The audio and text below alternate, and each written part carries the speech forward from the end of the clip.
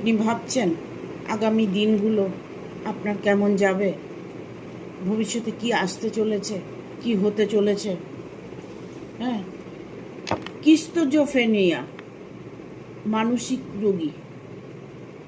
আপনি যে চিন্তা ভাবনাগুলো করছেন, নেগেটিভ চিন্তা ভাবনা করছেন, তাতে আপনাকে মানসিক চিন্তার মধ্যে ফেলে দিচ্ছে।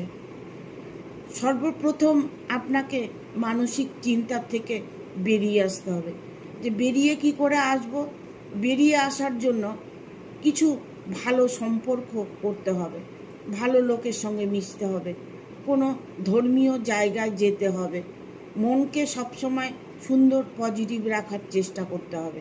তবে দেখবে মানসিক রোগীর থেকেও তুমি কষ্ট থেকে মুক্ত পাবে।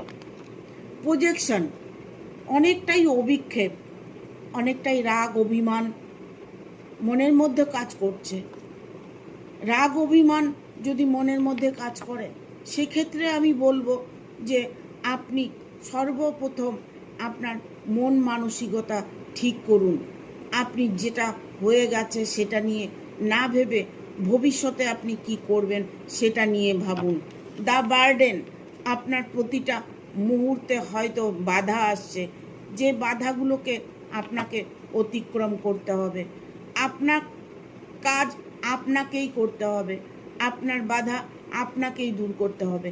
সেই শক্তিটা ডিভাইন আপনাকে দিয়ে রেখেছে, সেটা কাজে লাগানোর চেষ্টা করুন। পোস্টপোনমেন্ট, পিছিয়ে যাওয়া, প্রতিটা মুহূর্তে আপনি পিছিয়ে যাচ্ছেন। আপনি মনকে বলুন আমি সামনের দিকে এগিয়ে যাব, সামনের দিকে এগোনোর আপনি চেষ্টা করুন। আপনার মন মানসিকতাই আপনাকে অনেকটাই কষ্ট দেবে।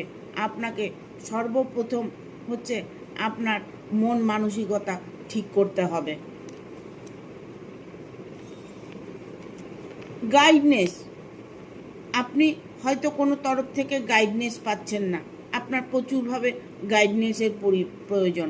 আপনার মনের মানুষটাকে নিয়ে প্রবলেম হতে পারে, আপনার ফ্যামিলিকে নিয়ে প্রবলেম হতে পারে, ইভেন এটা হতে পারে যে আপনাকে কেউ গাইড করছে না, আপনাকে কেউ সাপোর্ট করছে না, ভালোবাসছে না। এরকম মন মানসিকতা নিয়ে যদি আপনি সারাক্ষণ ভেবে চিন্তা করে থাকেন, তাহলে আপনি কোনোদিনই ভালো সুফল পাবেন না।